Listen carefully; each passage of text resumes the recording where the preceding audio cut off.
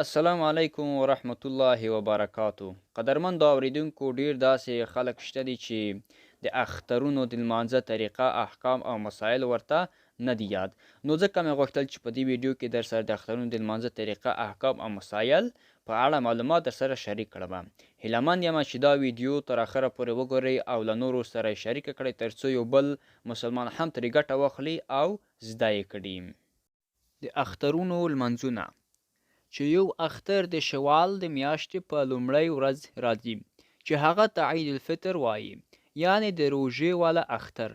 او دویم اختر د ذوالحج د میاشتې په 10 تاریخ باندې راځي، چې هغه ته عید الاضحی او ضحی وایي. مطلب دا چې د قربانۍ اختر او دا دواړه ورځې په اسلام کې د خوشحالۍ او رخصتۍ ورځې دي، او د دې ورځو نه علاوه بله ورځ په اسلام کې د رخصتۍ لپاره نشته.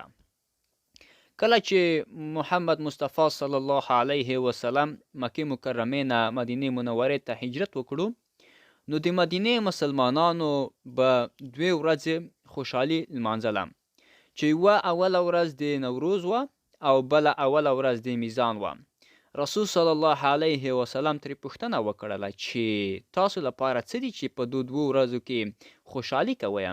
هغوی په ځواب کې ورته وویله چې د جاهلیت په ضمانت کې مو هم په 2 ورځو کې خوشحالي کوله، اوس یې هم کوو.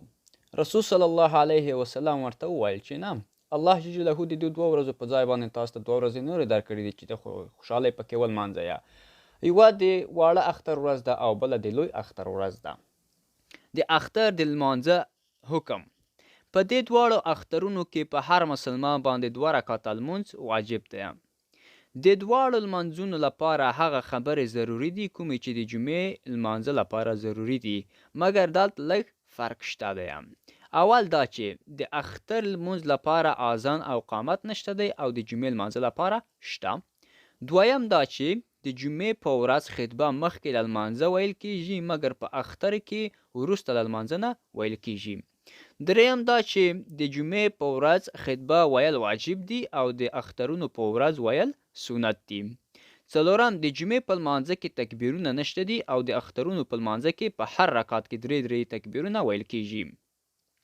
پنځم، که د جمعې لمونځ قضا شي نو د ماسپښین لمونځ کول پکار دي، او که د اختر لمونځ قضا شي نو قضایي یې راګرځول یې نشته دي. او د اخترونو د لمانځه وخت د لمر د ختلو نه وروسته، کله چې لمر 2 نیزې یا 3 نیزې راپورته شي، تر هغه نه تر زواله پورې دی. او که د چا نه د اختر په اوله ورځ باندې لمونځ پاتې شو، نو کولی شي چې په 2مه ورځ یې ادا کړي. په واړه اختر کې او که په لوی اختر کې په 2مه ورځ پاتې شو، نو کولی شي چې په 3مه ورځ باندې یې ادا کړي. د اختر د لمانځه طریقه: د دواړو اخترونو د لمانځه طریقه دا ده چې امام او مقتدي دواړه نیت وکړي د اختر د لمانځه چې زه د واړه اختر یا د لوی اختر 2 رکعاته واجب لمونځ سره د تکبیرونو زه ادا کوم. که دا په ژبه باندې نشي ویلی، نو چې په خپل زړه کې نیت وکړي دا هم کفایت کوي.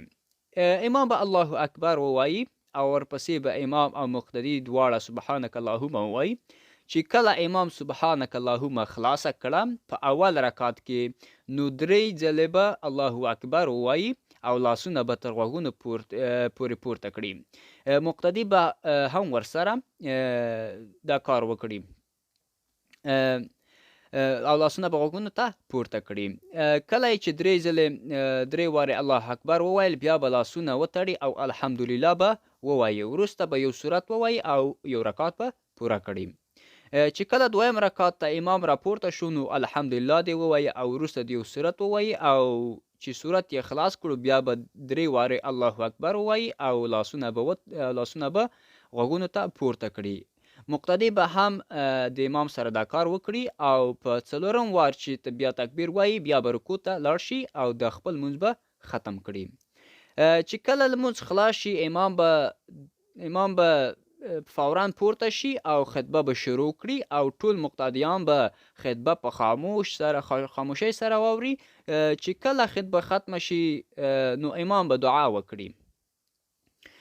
د اخترونو د ورځې سنتونه او مستحبات: د اختر لمانځه لپاره غسل کول، مسواک وهل، ښې پاکې او نوې جامې اغوستل، خوشبويي استعمالول او په عیدګاه کې لمونځ کول.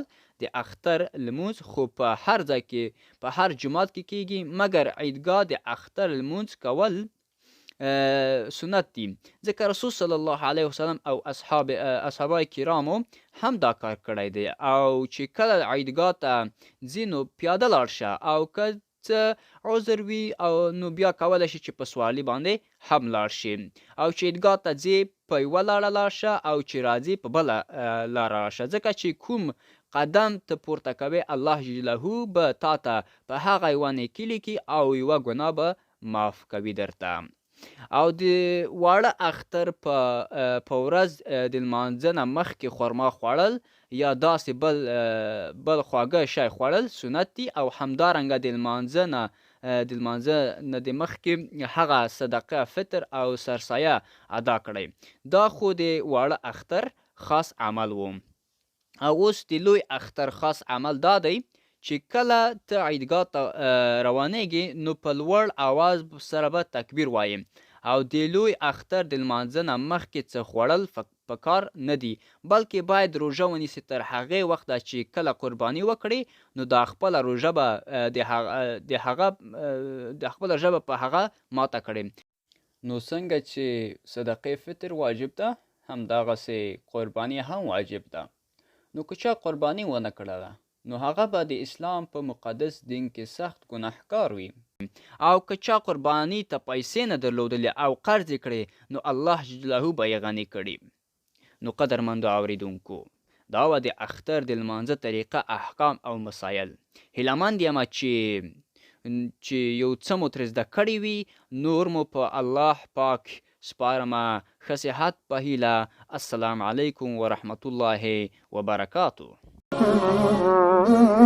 رحمن يا رحمن ساعدني يا رحمن اشرح صدري قرآن املأ قلبي قرآن واسق حياتي قرآن. رحمن يا رحمن ساعدني يا رحمن اشرح صدري